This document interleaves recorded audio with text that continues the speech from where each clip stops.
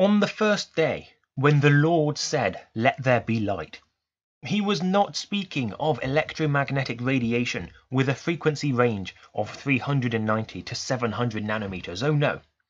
He was speaking of this man and his world-class blog. He is the Alpha and the Omega, and just a cursory glance of his work is all that is required to justify my praise of him. He is the man, the myth, the legend, William Collins.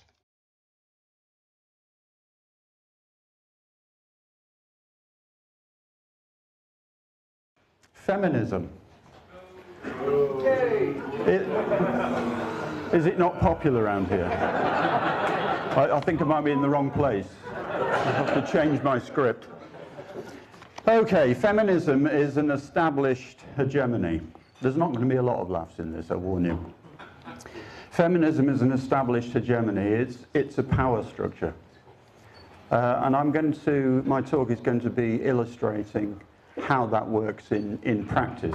So this talk isn't going to be about the clowns that annoy you on social media and in the mainstream media. This is about the people you don't necessarily hear about very much, if at all, but they're the really bloody dangerous ones. So this is going to be a bit of recent history. And first of all, let's set the scene. The foundational concept which guides the policies which feminism backs is, of course, patriarchal power and control of women by men. In the domestic arena, the feminist perception is that men have historically controlled women's financial independence and women's fertility.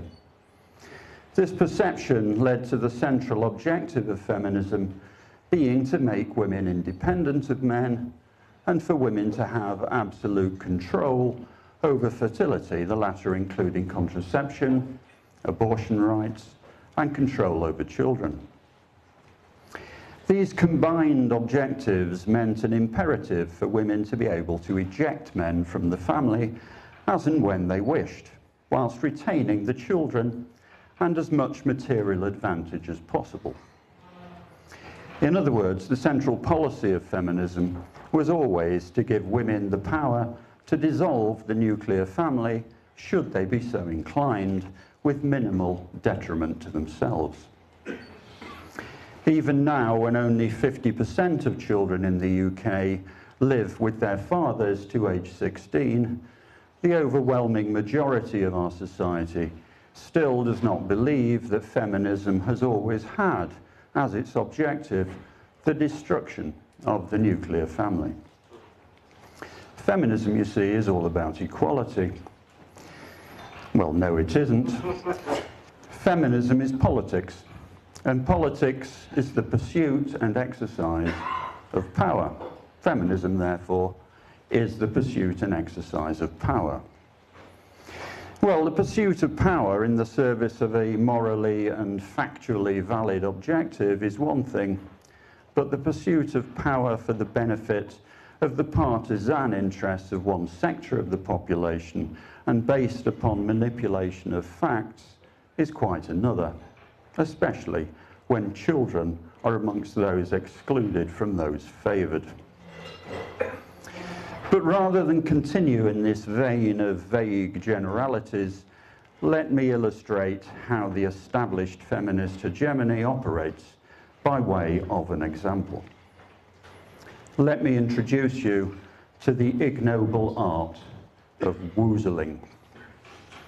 A woozle is a false or exaggerated claim which has gained credibility simply by repetition, but which has no or inadequate basis in evidence or is contradicted by the balance of evidence. Woozling is the deployment of a woozle for the purpose of advocating an existing opinion, giving a partisan opinion or policy the semblance of empirical or scientific backing. In the period 2010 to 2014, the initiative to promote shared parenting in the UK was successfully defeated by feminist woozling. The feminist lobby never sleeps. It's watchful of emerging threats to its hegemonic control. The rising calls for a rebuttable presumption of shared parenting post-separation were detected. The generic response of the feminist lobby in such circumstances is to co-opt the emerging initiative, to envelop it like a lymphocyte, taking control of the narrative and destroying the threat. Woozling is part of the process, and it works like this. Some research is identified which supports the desired objective. In this case, a 2010 Australian study by Jennifer McIntosh and others, which purported to show that shared parenting of preschool-aged children leads to a range of emotional, behavioural and attachment problems in the children. Next, ideologically sound academics in the field who are willing to overlook the shortcomings of the study are identified. These chosen academics are also willing to pretend to be unaware of the multiplicity of other studies which, most inconveniently, do not come to the same conclusion, but actually rather the opposite conclusion. Shared care is beneficial to the child even at such a young age, and incidentally by this year there are now some 60 studies on the outcomes of shared parenting for children, overwhelmingly indicating benefit rather than the opposite. To influence policymakers, the woozled research is then embedded in a report by some government agency. The Ministry of Justice is ideal. The chosen ideologically aligned academics are called upon as experts in the area. These academics assert that the favoured study or studies are the research, thus misrepresenting the totality of research evidence to politicians and judiciary who rely on said experts to advise them correctly. Next, ideologically aligned charities, in this case children's charities, are also called upon to give authoritative advice and opinion based on their experience in the field. This is difficult for policymakers to ignore due to the moral cachet such charities command. Even if politicians are not themselves ideologically aligned, and of course they may be, they will be powerfully constrained by political correctness to acquiesce to the emerging narrative. To attempt to promote a policy which, they are told, is contrary to the research and which also conflicts with the advice of authoritative charity workers in the field, thus, in this case, putting children at risk, would be to take a political gamble with little perceived personal benefit. Politicians follow the path of least resistance, a path which has been prepared for them by the woozling lobby. So, in this example of applying the woozling technique to the manipulation of legislation on shared caring, we have first the Norgrove report. This was the long-awaited review of family justice which the Ministry of Justice published in 2011. There had been hope amongst fathers' groups that this might pave the way for the adoption of a rebuttable assumption of shared parenting. But hopes were dashed when the final report was issued. Key extracts are as follows. We remain firm in our view that any legislation that might risk creating an impression of a parental right to any particular amount of time with the child would undermine the central principle of the Children Act 1989, that the welfare of the child is paramount. Drawing on international and other evidence, we oppose legislation to encourage shared parenting. The thorough and detailed evidence from Australia showed the damaging consequences for many children. So we recommended that no legislation should be introduced that creates or risks creating the perception that there is a parental right to substantially shared or equal time with both parents. Now, the thorough and detailed evidence from Australia that they refer to there does refer, of course, to the successfully woozled McIntosh study. It had been successfully woozled by the feminist lobby to represent the research. At the time the Norgrove report was issued, there were even then at least 28 studies on outcomes for children subject to shared parenting, comparing them with other children with separated parents. But the report cited only 3 of the 28 studies and placed particular emphasis on the McIntosh study. The Norgrove report even tells us how the woozle was created, proudly boasting that our opposition to legislation that might give rise to a shared parenting presumption attracted a large response in consultation. Well, I bet it did. Charities, legal and judicial organisations and academics, including Professor Helen Rhodes, Professor Liz Trinder, Professor Rosemary Hunter, and Professor Judith Masson, and the Network on Family Regulation supported the panel's stance.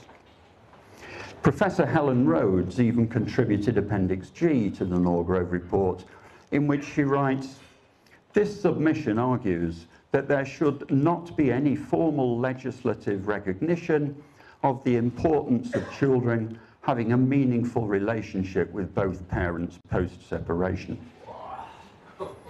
She justified the claim largely based on fathers' potential danger to their own children. Professor Liz Trinder, that might be a name that will mean something to some of you here.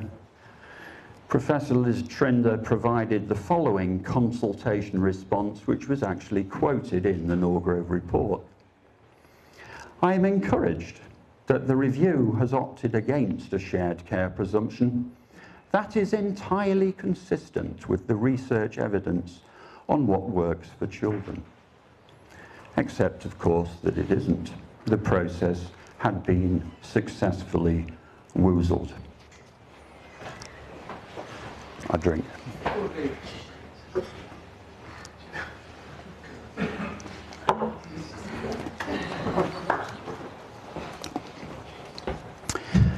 The Norgrove report, of course, is just a report.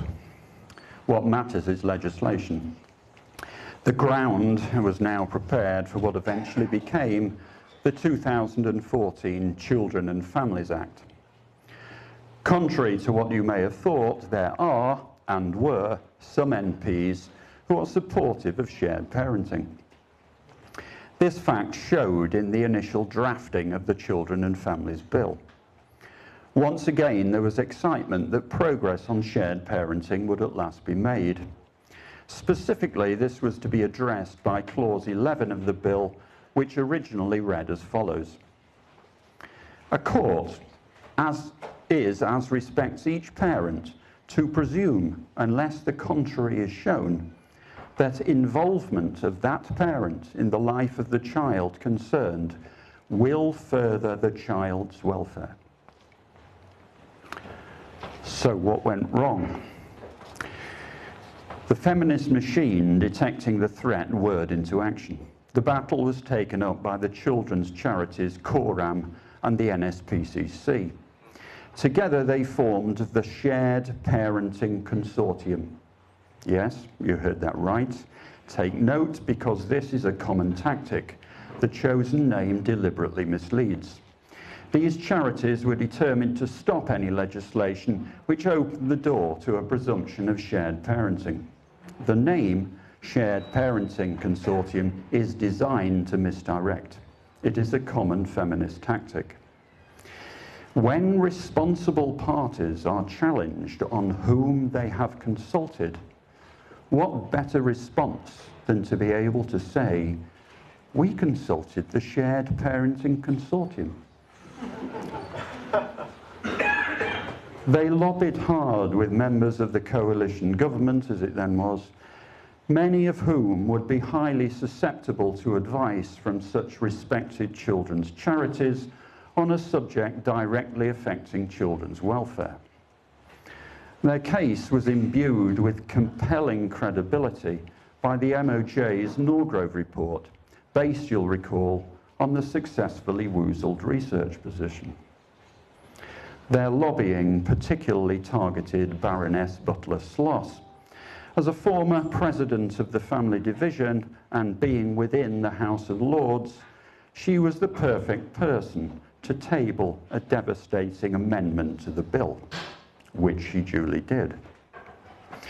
And who was going to gainsay her?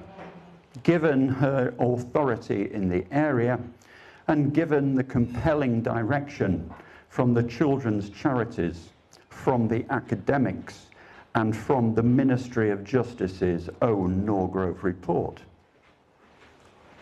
You see how this edifice of distortion is erected.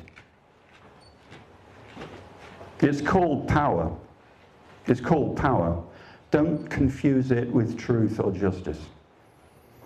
The result was complete emasculation of Clause 11's attempt to open the door to shared parenting. The final Clause 11 of the Children and Families Act 2014 included this addition.